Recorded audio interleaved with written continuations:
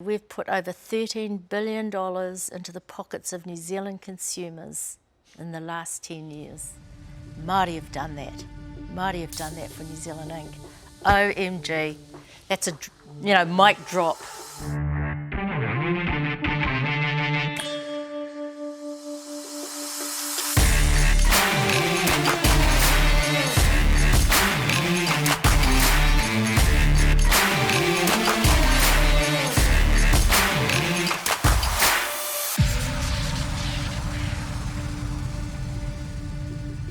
Today's guest is New Zealand's Business Hall of Famer Mavis Mullins. For decades, Mavis has been at the forefront of Māori business. She has run multiple companies and chaired a number of high-powered boards.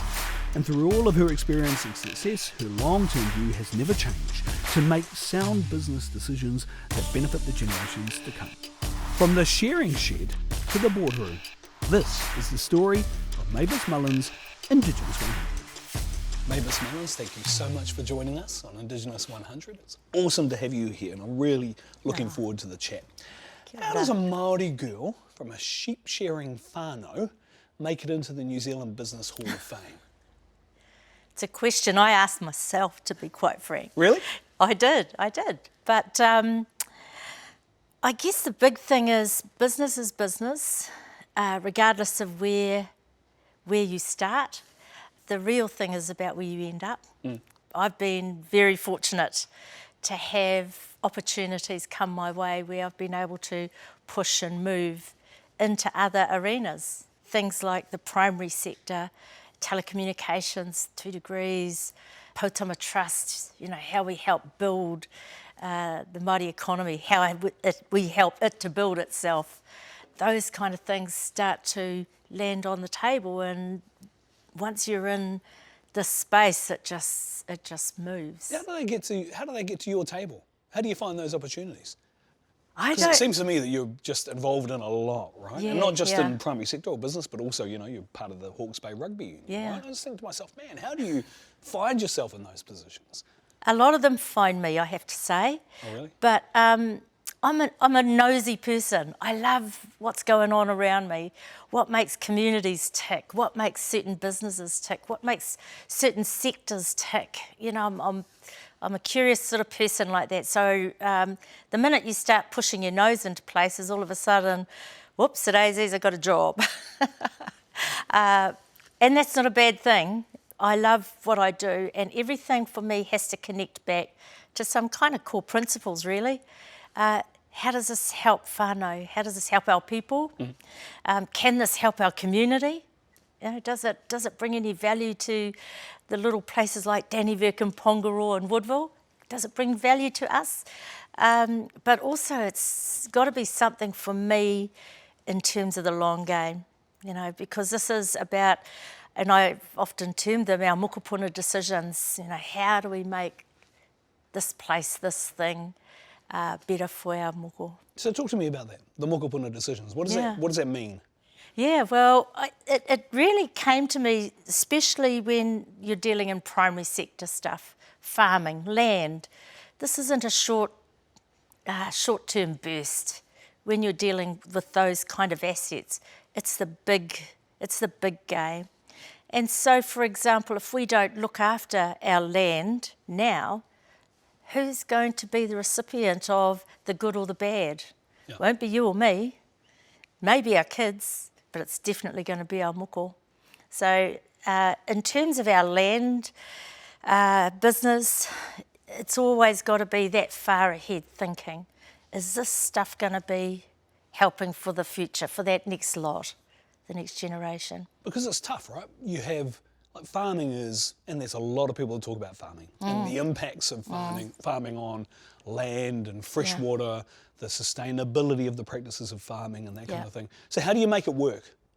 What do you do to make it work? Yeah, and this is where Māori, this is where it's cool. Very, very cool. I love being Māori, but being Māori in farming is even cooler because the land is our mama, it's our whaia, papatūnuku.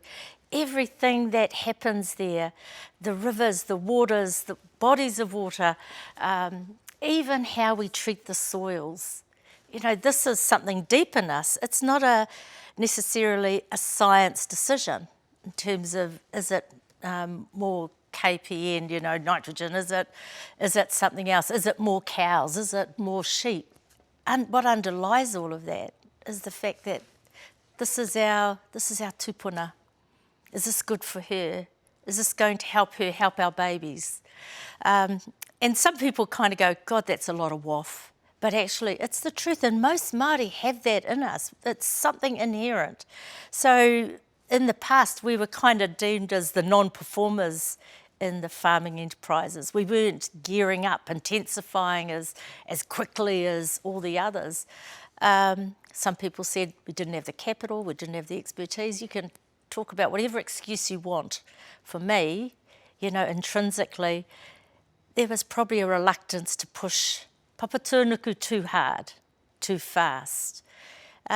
So when you have that underpins our DNA, the business of the business takes on a bit of a different slant.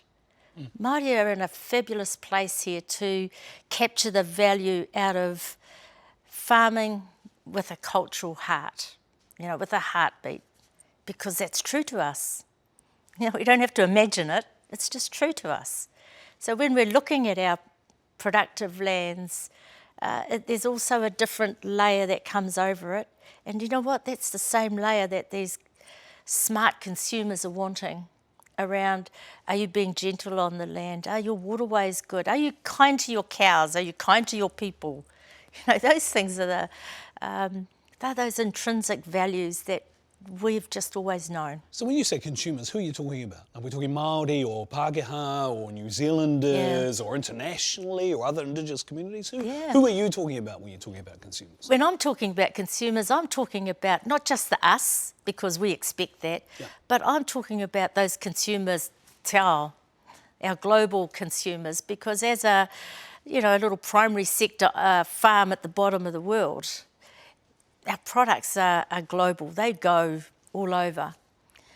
Those are the customers that are sort of demanding and saying, how safe is this? Can you prove it? Are you good with your animals? They are now, and New Zealanders as well, we're all becoming a lot more attuned. Our children, I don't know about you, but our mokopuna, I've got a couple of them who have deemed themselves to be vegetarian. Wow. Until they smell a steak cooking on the barbie, then it changes a bit. But, and when I've talked to them, what are you doing this for, darling? Because I'm scared, I want to be nice to the animals. I said, well, kapai, that's good. We'll let them grow and discover a bit more. But, it's a new world out there, and unless we're with it, unless we're all over it, we're going to get left behind or shut down. So how do you deal with the challenge? Because there's heaps of challenges in this, right? It's about maintaining that Māori philosophical worldview, that Indigenous approach to protecting Papatūānuku, Mother Earth, and retaining those values, and I'll ask you about those soon. But how do you meet the trade-offs? Because inherently people say there are always trade-offs, right? Like farming, not sustainable, shouldn't intensify too much, that kind of thing. So how do you deal with the challenges that people make about the trade-offs that they say you have to make as a part of the business that you do? I guess for us, it isn't a trade-off. Talk me through that. Yeah. If you are true in terms of our belief systems, then it's just the way it is, isn't it? We don't intensify. When I say we, I'm talking about me and Koro and our little farm. I'm talking about Atihaunui Wanganui Incorporation, of which I chair. Intensification is not a word that we would ever really want to go back to. Tried some in the past, didn't feel right, didn't work. It doesn't, let's not go there again. And all of that is around our awa. Our awa, it's a sacred place. It's its own person. We've got to look after. So what happens on the land will happen into our waterways. It doesn't feel like it's a trade-off. The other thing about that, when people have come to us, and some of these offshore consumers that we have, they love our story. Really? They love it. We take them to the river. We take them into a paddock. next minute cows are all around them, because these are gentle beasts when they're not pushed hard. They're gentle. So you have a couple of people sitting in the paddock. Next minute, the cows are all around them, and they're going, wow, this is incredible. We don't see this. Is this how you farm? This is how it is. This is just how we do things. This is not what they see. This is not their known experience. So when they come and see that it's real and not just a pretty picture, then you talk about a trade-off. It's not a trade-off. Okay. So where did your philosophical worldview come from?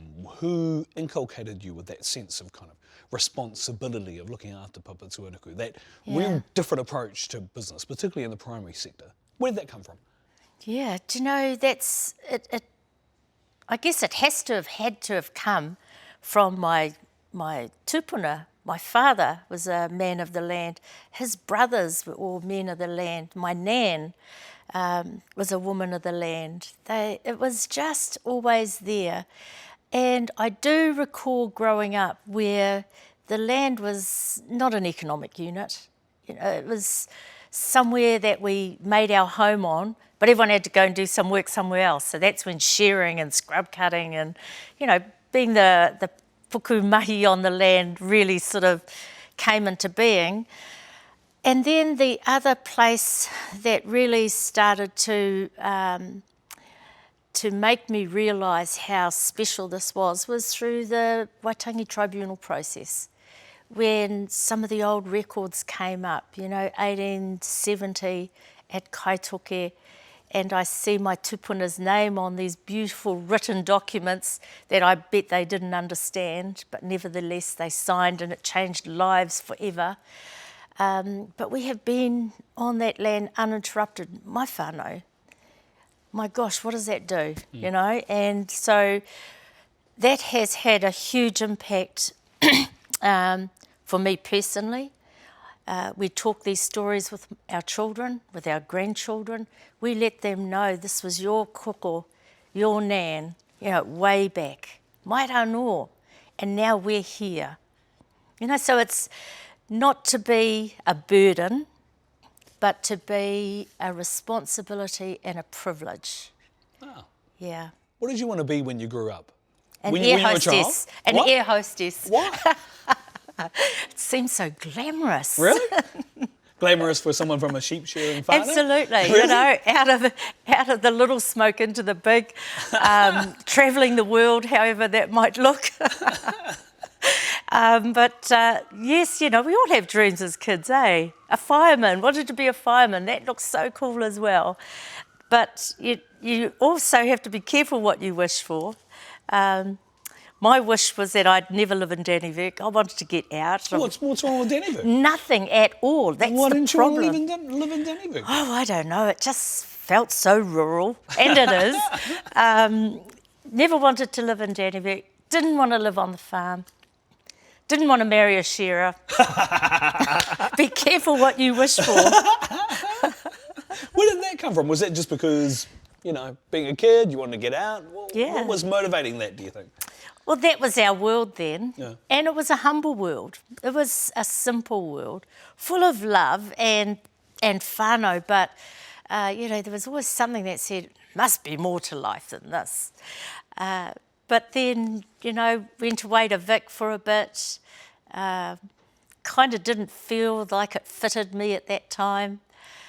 And, you know, Dannevirke and this cute shearer and farmland Hang on. was attractive. Let's break that down a bit. The cute shearer. Because you're talking about husband and koro, right? Oh, well, there wouldn't be any other. No, Well, that's right. No, fair enough. Fair enough. But how did that happen? Because you would have known each other potentially as kids? No. He's a Te Arawa boy, Ngāti Pikiao. Oh, right, yeah, no, that's right. And his whānau used to come and work down in Dannevirke. And, you know, the main shearing was like this big carnival. Actually, it was probably more like a circus.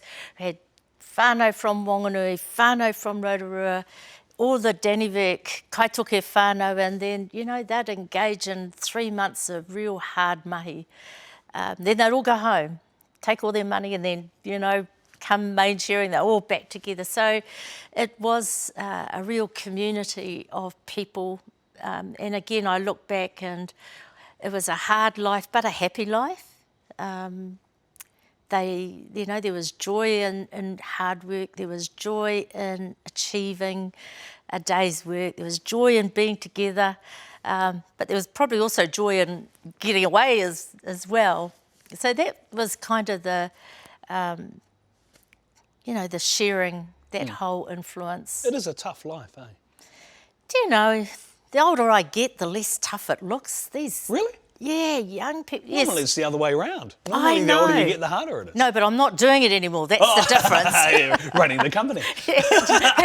There's a difference now. But now that sector's global. Yeah. These young people have got amazing opportunities, and you would be surprised where you find sheep. We had the World Championships in France 2019, just finished. 38 countries participated. That Northern Hemisphere, every country, they're all there. There's sheep in those countries, of course there would have been. And if you've got a sheep, you have to have someone who can harvest that clip. Yeah. So a lot of our whānau and our friends, they go through Croatia, Estonia, shearing, Germany, Italy. They come back, know all the fanciest wines on earth, never mind the DB anymore. It's some gorgeous French wine that they've, taken a liking to. These are sheep shearers you're talking Absolutely. about, right? This is what you guys, Pāwai Mullins gang, are doing nowadays, right? They're shearing sheep internationally, Croatia, all those kind of places. Throughout New Zealand, shearers now. There's a global kind of global train that sort of happens, and it's based on seasons, up into the US, and then they come home for a couple of weeks or, to do a main shear to have a holiday, and then they're gone again. These are young people exploring, seeing a world that, we would never have seen before. It's really cool. Well, I obviously made the wrong choice at Te Aute. Speaking of which, because as you know, I used to go to school at Tamaki and went to Te Aute and all that kind of thing, and we used to work on the farm with Ray Falcon. Yes. And we used to go along to the sheds when it was shearing season. I don't think my parents loved me, which is why they kept me at school. But I started off as a sheepo. Yes, that's right. The old Blingham jingle jangle thing. Yeah. I think I was one step below the dogs. In fact, I know I was. You would have been the dog's best friend. Yeah. You would have been. I was pretty sure I was lower on the hierarchy than the dogs. What did you do when you were a child? In the shearing gangs? Was that your role, or was it always kind of planned from your whānau that you were going to take on a different role in life at some stage? So we had a family that my parents were very focused on education. Right.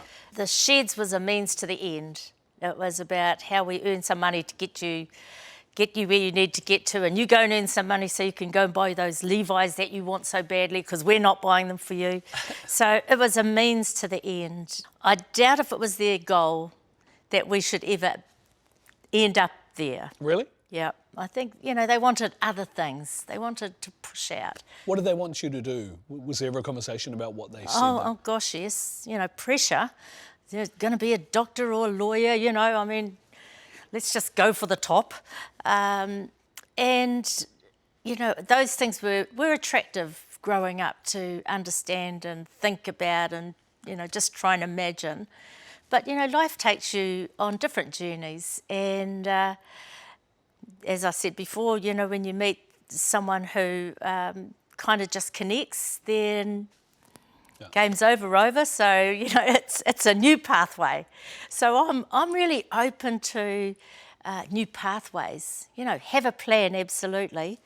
But if it doesn't work, don't fret, no pressure. Move into the next phase. What's next? I'm not too... It's a means to the end. Because you went to Church College, I think it was? Yes, yeah. Pretty strict school. Very. Pretty disciplined school, right? Yes. When did you kind of know that things had changed? Was it when you met koro, or was there something else that happened where you knew, I could be in this for the long haul? I think I went to Vic. Yeah. I went to Vic straight after college. Loved Church College. It was just an amazing experience for a small town girl to go there on my own, really. Yeah. And the other thing was I was the eldest of 6, so whew, I got a break.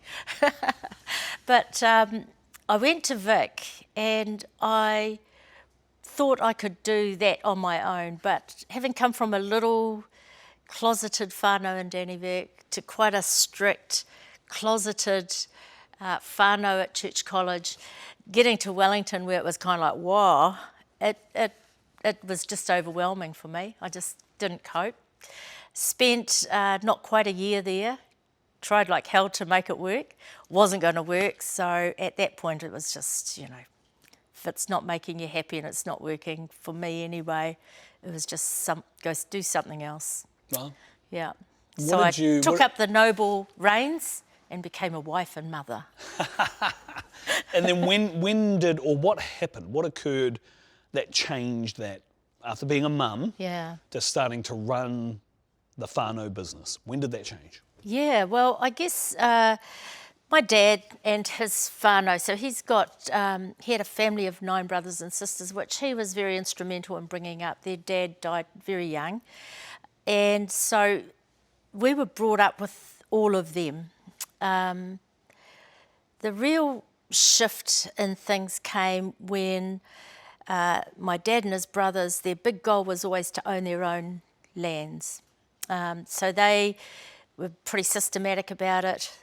Back in the day, I think it was Māori Affairs used to run one of their whānau blocks that had debt. They cleared that. One uncle went on to that. HEPA, they used equity in that to get Uncle HEPA on a farm, Uncle Manahi, so that once they'd done that, it became just a business that Dad turned over, and it was more around employment. Koro and I were starting to push out then, and so we purchased the business of my parents. But the interesting thing is Tuma was coming out of, getting to be quite involved in the business. And it was at that stage I was thinking, geez, 2's company, 3's a crowd in a business sense, and the boys used to gang up on me a bit. So at that point, I did my MBA. I went back to varsity, went to Massey and did my master's degree. It was kind of like unfinished business, when you start and something just kind of always niggles at you. What was the most, because this is tough, right? Running a whānau business, taking it over, getting the kids involved. What was the most challenging thing that happened at that time, and how did you deal with it? The most challenging thing is whānau. It is trying to look after whānau and do the business. Trying to look after whānau, be the kind of mother and parent that you should be, trying to be the type of wife that you need to be when you have a husband in it's high pressure. You're the meat and the sandwich, all these demanding farmers and then all this demanding whānau wanting work and money. It's a bit of a treadmill. And then trying to figure out where I fit. How did I fit into all of that? There was some hard work in amongst that. What do you mean trying to work out where you fit? Do you mean trying to run the business or lead? No. I guess, it's that I said to you before, there's just that unfinished business you have. Yeah. And it's like, I guess a stone in your shoe. Just always that, that kind of, damn, this thing is a nuisance. What do I need to do? I need to finish this. And I guess Koro felt that as well. That was one of the hardest things, is just trying to balance everything. And 4 kids, a business, and, going through my own midlife crisis of, oh my God, what do I want to do? It can be tough. Was it tough? And I hope you don't mind me asking this question. No, of course not. But I'm curious about, was it because it was a different time then? So was it tough being a Māori woman and trying to carve out your place in business, generally speaking, not just the whānau business, but generally speaking? It was being a woman. What did you have to put up with that? What were the challenges there? Some of the interesting things, and you laugh. I used to laugh at it. It didn't bother me really, but I guess cumulatively after a little while you go over it. But you'd have like farmers ring up and they'd say, "Oh, it's koroan," And he'd be flat out, and I'd say, look, he is, but he's just tied up at the moment. Can I take a message? Oh, no, I'll ring him and get him to ring me when he's through. Yep, okay. And then he goes to ring them and he says, couldn't you have taken that message? It was just a night pen's in. You know, so there was just this recognition that I wasn't the one to talk to. Things like legal documents. Oh, Mavis, can you witness this? So I'd witness it and I'd put farmer as my occupation. They go, oh, you see yourself, oh, okay. You know, just little things like that. And was that from mainly Pākehā or Māori? Oh, no, it was Pākehā, you know, and that's okay. They don't get it. They didn't understand. Yep. But it was even going to the bank, you know, and no eye contact. It's all going there. But I'm the one that does all the numbers. Just those sort of things. It was just a hoha. Wasn't bad, but I guess for me there was a lot of real, and it wasn't really racism, but you know, gender stuff in the sheds where, you know, as the woman you were seen as kind of like open the gate, put the jug on. And I wasn't coping with that stuff. So I often found myself on the wrong side of a number of people because I went from being, you know, the boss's daughter, which I was, and then Koro and I got married to the boss's wife. You know, so there's a lot of that kind of stuff that came through. But I never saw any of that as being overly bad. In fact, it was kind of quite stimulating to be able to push through. You mean stimulating as in, right, I'm going to show these hooers up? Yeah, or? yeah. Yeah, excuse me. Do you know who you're talking? Do you know who I am? You know, I'm my grandmother's daughter, for goodness sake. So there was some of that, but again, it was never really about owning it. It was there, but I wasn't about to own it. Right. Okay. So when did you know you kind of had this sorted? When did you know you could lead, be a business leader? What was the one time, if you can remember, where it kind of hit you and you thought, yeah, I can do this, I'm it? First of all, Koro and I were a great team. We see different things, we have different skills, so we're a good team like that. You know, some of the best stuff happened when we got our first big contract. And that was Lochinvar Station. That was huge. So talk to me about Lochinvar Station. You know, I'm not that intelligent. Okay. So Lochinvar Station, central North Island, just out of Taupo, huge land holding, huge. Stevenson's family from Auckland. When the expectation for there was when you went into that job, you would go in with, it was something like 28 shearers, 28 wool handlers. Wow. Probably about a dozen other auxiliary staff. So this was, it was big business. Yeah. Getting that was like we'd won lotto. Wow. That was lotto for us.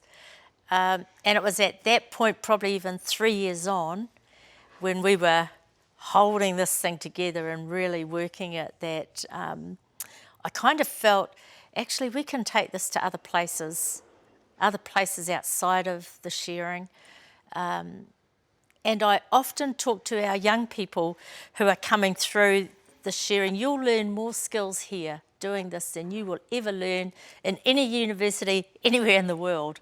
People management, getting the best out of the team, how to engage with different stakeholders. You had the farmers, the farm managers, the wool buyers, you know, just a whole range of different people with different agendas, and you had to be able to read and pull out of that. So how did you do that? Like, what's the kind of thinking process you go through to be able to manage all of that? Because, you know, one of the key things about this is trying to teach lessons of leadership and business excellence and that kind of thing. And I'm trying to figure out how you know, what process you're going to go through to be able to deal with all those you know, risk factors and key stakeholders and engagement with them and that kind of thing. Yes, so I'm a real process person. Really? Yeah, and sometimes it's very annoying because I've got this other entrepreneurial flair that just wants to move. But then you go back, you know, some great idea, hit some neat networks, okay, cool, right. What do the boxes look like? Where are all the arrows pointing? And I am visual. I like a whiteboard. I like to be able to see what it is that's happening in front of us. And so we developed those systems in the shearing industry as well, in our business. Everything's very visual, it's very whiteboardy, so that things can move, because you've got to be able to move, flexibility. But it was also, and I know this sounds really silly, but it was learning the language of business that was really empowering. Okay, this is where we're starting to get into it, right? So talk me through the language of business. What does that mean? Yeah. So I was finishing my MBA and decided to do as my thesis, or my research, quality management in the rural service sector, which is a mouthful, but everyone was getting in factories and production, ISO, quality management, all that stuff. When you're talking service, it's a little bit different, because you've got people, whereas the other side you've got machines, easy, warehouses, done. When you're talking about people systems, you're talking about something quite different. And then when you start talking about service in the rural sector, we have a workforce in the busy time of 130, 40 people. I can almost guarantee, well, in our day anyway, 80% of them wouldn't have got School C. So you're dealing with a group of people where numeracy, literacy, that's why they're there, because they didn't get this stuff. So how do you systemize people into ensuring you get a consistent product at the other end? And we decided we wanted to really formalise some quality management amongst our people. And being naive and a little bit reckless, we thought, let's go for the big one. Let's do an ISO 9000 program. You're starting to lose me a bit here. I'll explain that to you. Good on you. Yeah, so ISO 9000 is a quality management system, very paper-based, very successful, but it is very paper-based, and it's all about how you ensure you keep improving, that continuous improvement right through your business. And that means everything from induction, how you induct people, how they understand their role, how you're clear about their role, how the training, all of this stuff. And when things go wrong, it loops back in again to the training, your policies and systems, which sounds awfully boring. And it can be. Yeah. But we figured, let's have a go at that. So we embarked on it took us about 18 months, ISO 9002. And we felt like we were doing a lot of this already, but it was more instinctive rather than planned and formal.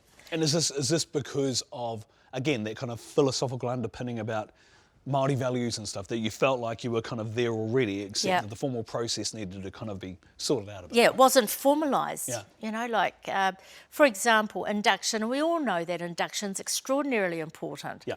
It's just giving everyone clarity on what they're there for, what they're doing, how you're going to get paid, how you'll be looked after, how we reciprocate all of those efforts. We used to do it by new people come to work for us, come and have kai. Let's have a kai. Very Māori thing to do, totally. Right? We're always eating. But, let's have a kai and we'll talk about, so where have you been, how long you've been there. Where you from. Yeah. Yeah. Who's your whānau? Then you do all the connection thing. But it wasn't a formal process. And although we did it, and we still do it in a similar way, you're actually ticking a lot of those formalised boxes as well. So we did ISO 9002. It was a very expensive exercise, but it was a really cool thing to do. It was great for my masters, but it was really interesting for the shearing team as well. It's when we started to rejig our language. We're not a shearing gang, because at that stage gangs were bandanas and red and blue. We were talking about we're a team of people who work together. So we changed the language. Not a shearing gang, we're a shearing team. You're not a ganger, you're a team manager. How do people respond to that? Because I suspect that terminology has been, particularly in shearing, that's Yeah. people still refer to shearing gangs. I Yes. think I did at the beginning of this interview, actually, Yeah. or at the beginning of this conversation. So how do people respond or react when you have that conversation with them? You know, they got it. In fact, for them, it was like a step up. Oh, wow. Yeah, you know, like we'd say to the women, you're not a rousey, you wool handle, you're a wool handler. You are handling New Zealand's, an export that earns New Zealand significant GDP. They're going, wow, I do too. For the wool presses and the sheepos, yeah, your job is so important because those animals have to be brought in, so that keeps the flow going, you know. And so you start to talk to people about their real role. Yeah. You give them a name that's got a bit of mana, and all of a sudden, you know, and honestly, it was like this. It was almost like you just kind of saw, you know, a head go up. And pretty eyes go immediately up. as well. So as soon as Yeah. you start having that conversation, people change pretty much like that. Just it changed. Wow. It changed. The Wool Board at the time adopted the terminology changes. So it's only old school you hear people calling rousies now. You know, it'd be someone over 50-something, 60. All the rest, they'd be talking about wool handlers now. Wow. Yeah, the industry refers to them as wool handlers now. Because the company that you run is a world-leading company, right? You've got world champions, well, pretty much every year actually, as a result of what you do. So how do you take it from that conversation around Yeah. changing of titles, changing of roles, and that kind of installation of Yeah. mana and what they do, to being some of the world's best wool handlers, being some of the world's best shearers? Yeah. So there's this, you know, again, it's this transient workforce. So, you know, someone who goes from here, who goes to there, you know, still got their head up, shoulders back. You know, I'm a wool handler, I'm a wool classer. Oh, I thought you were a rousey. No. You know, and honestly, it has just worked. It's worked the globe. Yeah. It's an exciting thing for Māori and for New Zealand that we've been able to instigate a change through language for a start. You know, but then if you're gonna, of course, there's something else that comes with that. You give them mana, then you better, you know, that means you give them that proper, not just with a name. So everything started to kind of just slowly, and it was incremental. Everything kind of started to really step up. And I always used to tell the story about, with shearers, used to be the old Holdens with the baling twine and the coat hanger as the aerial. You know, you don't see that anymore. You see flash Japanese import vans, sign written up, you know, vehicles of pride. It's certainly lifted in a whole lot of ways that I guess we never imagined. But I just want to take you back when we did that. We did the ISO with our team, very expensive process, and we figured we won't keep it up because the auditing was going to be, you know, arm and a leg. So we thought we've got our systems now. We don't have to have the tick. But what we'll do is we'll have this big flash function, make a big song and dance no one will ever forget. And we did that. We got our ministers of the day to come and join with us to have a, you know, show a passing over of a certificate. Invited all our farmers because we'd been talking with them about it. Our staff all came. They got dressed up in a white shirt and served beers and, you know, sausage rolls probably to the people. And one thing that really struck me is one of our most senior wool handlers got interviewed and they said, wow, Ota, you guys must be so proud that you've achieved, you're the first in the world. And he goes, oh yes, we are proud. And they said, so tell me, what do you do differently now? And because we've been careful not to scare everyone with big words and stuff, we had initiated the change in the language of the people. And he goes, oh, we don't do anything different. And then we thought, uh-oh, we've missed something here. Yeah. So we then had to go back to our people and say, you know, for example, if you cut a sheep, that's actually called a non-conformance because that's not what you do. You know, you're not conforming to best practice. So what happens when you cut the sheep? And they go, oh, well, we go and get a rattle, which is a chalk, so that you can mark the sheep so that when it goes outside, it can be tended to. Okay, well, that's called a corrective action. So the other thing about that was it's okay to give the new processes and that, but you've actually got to give the language as well. Yeah. Because they were still at a level here where they couldn't connect to other people who spoke that language. But the minute we gave them that, it became a bit of a joke in the sheds, obviously. Non-conformance over here, can we have a rattle? Corrective actions over here. Corrective, because if someone got that all sorted, it became fun. Okay. And so it's about making those systems and processes fun. And the last thing we did was, as I said, our people, half of them were illiterate. So let's do it with photos. And we got them to take photos of the key actions of their workspace. And then we put in a brag book. Here's your work manual.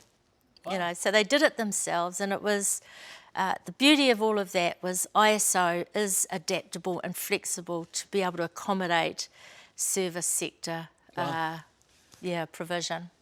What do someone comes up to you at a hui or at a conference where invariably you're normally speaking about Māori leadership and Māori women in business and all that kind of stuff, and they say to you, Mavis, what do you do? What's your answer?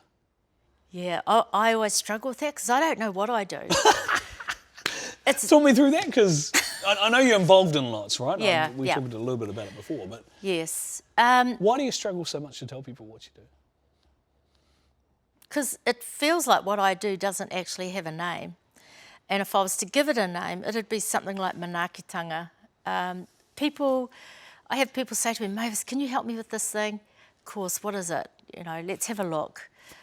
Next minute, I'm on their advisory committee doing something, but I love people who have energy. I love people who have aspirations, who are brave enough to step out. The least I can do is sit there and listen and maybe give some guidance along the way.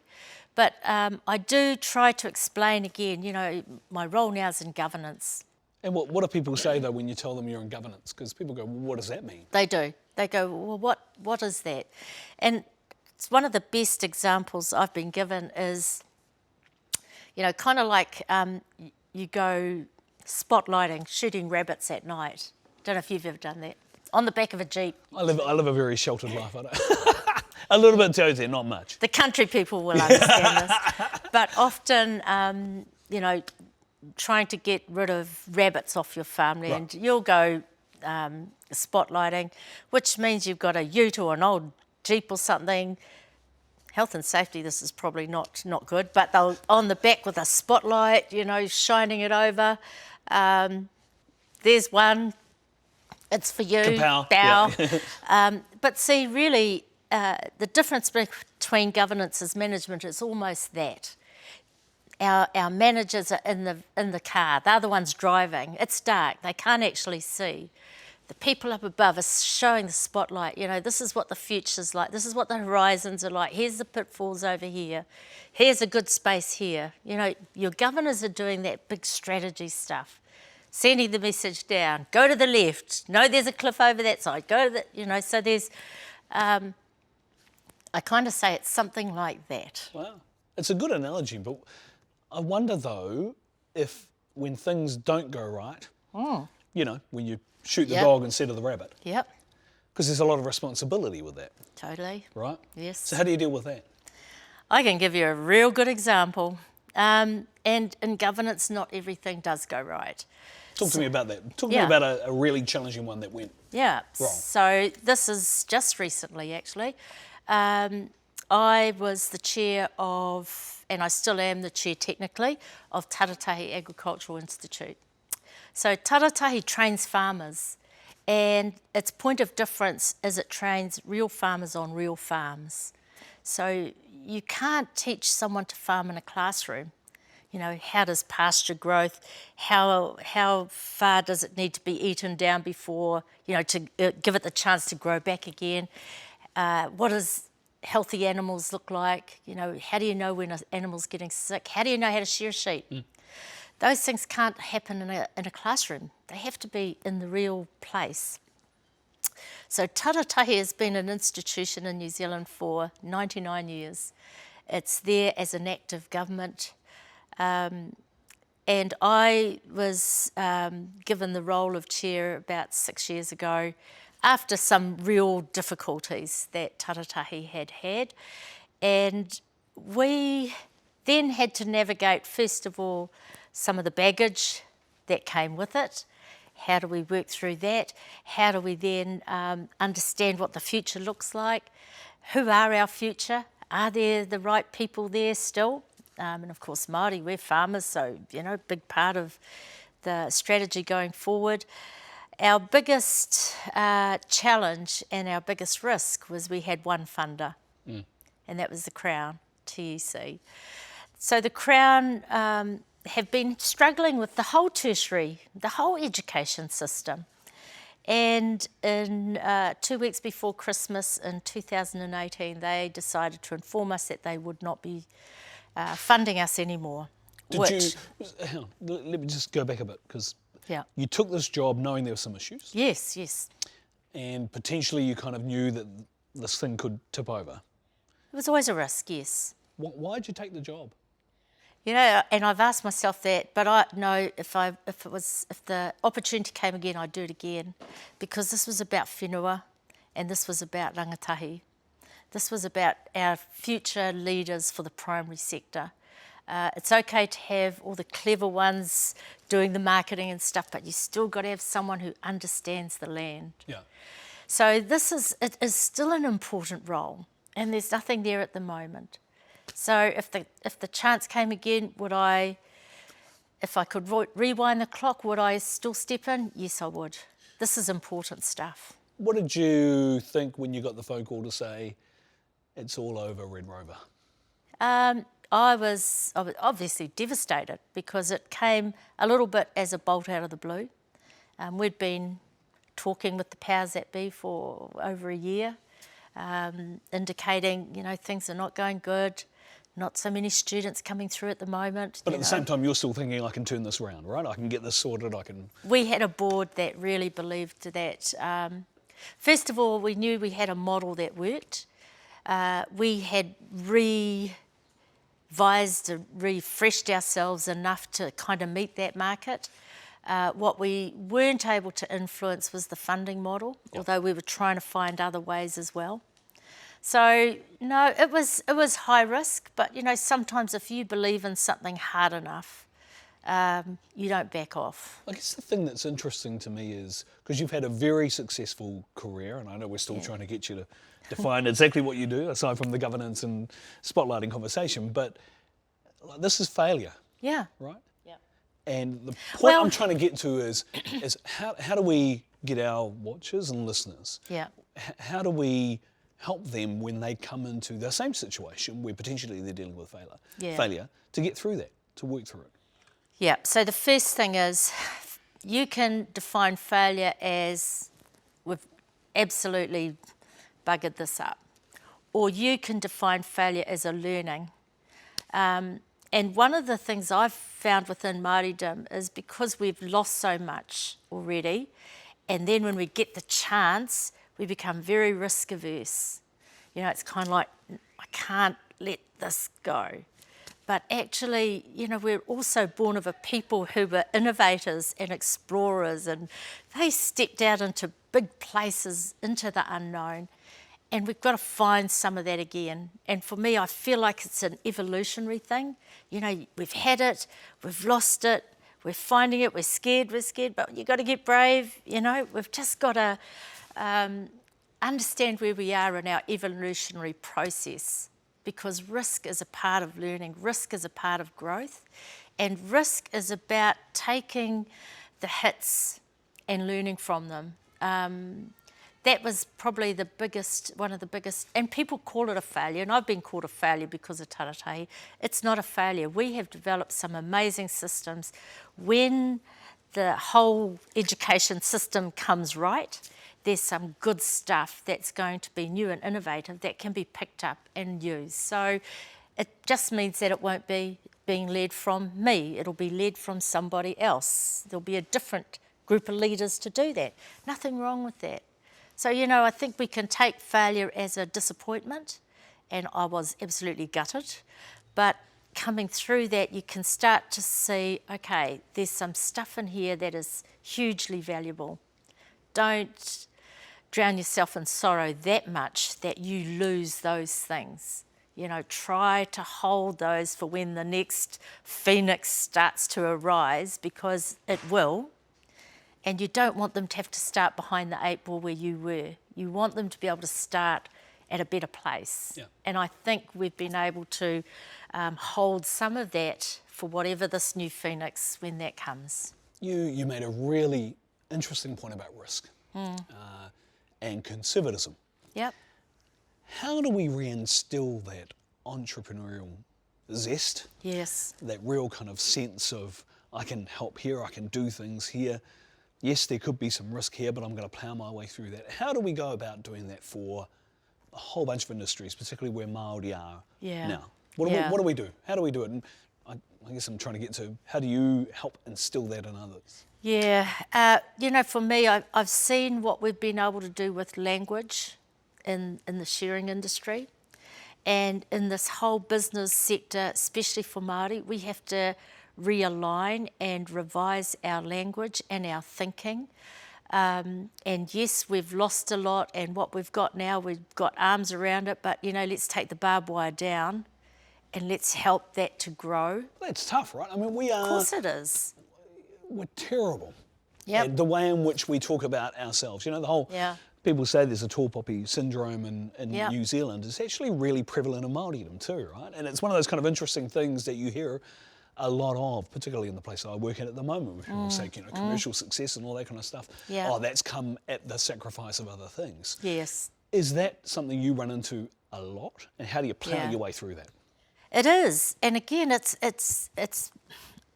I hear it a lot, I see it a lot. But, inside me, that doesn't cut the mustard, because I've got a mukapuna that I've got faces of 14 of these precious kids that directly mine, plus all these others that are, nieces and nephews.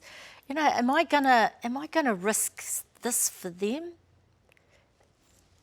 It doesn't come into the conversation for me personally. And that can be a bit difficult when you're talking about other people's money, isn't it? And for Māori, like for at the moment, I chair the Rangitāne runanga, Tamaki Nui. Tū Mai Rā, Yep. yep. Well, I don't chair I was chairing Tū Mai Rā, the PSG, but I've stepped out into the runanga. And even that's kind of been interesting for me. Why? Tū Mai Rā is around our economic advancement. That's our commercial entity. That's my happy place. I love that. But what sits beside them are our tūrunanga, Tamaki Nui a Rua, Wairarapa. Both of them have had to live on the smell of an oily rag for many, many years. Actually, it felt like I needed to step out of here to get back into the runanga to help build that infrastructure so that they can be the kind of partner that Tū Mai Rā is going to need. They don't need limp, lame, unwell runanga who are struggling.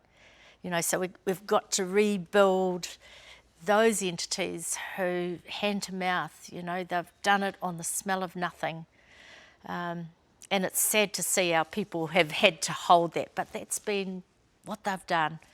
So let's not keep that like that. It's about how we help the whole lot of us to rise. So, it's about understanding the structural componentry of where we currently are, where are our weak spots, and then how do we actually then mobilise those that can so that we get this whole rising. Because what we see now is the ones doing real well, which makes the gap even worse for those that don't, unacceptable. So, again, for me, it's about structure and then mobilising so that we kind of get a more even lift. Don't know if that's answering questions for you, but... No, I understand it. I wonder, though, particularly for rangatahi, because they will look at you and what you're doing, and I wonder if they understand that that there does need to be a circuit breaker, not just in Rangitāne. No. Across iwi and Aotearoa. Yes. Hey, I'm from an iwi that hasn't even had a settlement at the moment, right? Yeah. So what, if you can give it to me in fewer words as possible about how you do the circuit breaker. Yeah. How do you do that? Being the circuit breaker really means that you need to be able to understand all the issues for both sides. And it is about it's when you can get in that helicopter and look down with the broader view, you can often see things that the others can't because they're so like this, head down in it. And they say in business, work on your business, not in it. Yep. That ain't easy, but it is a skill.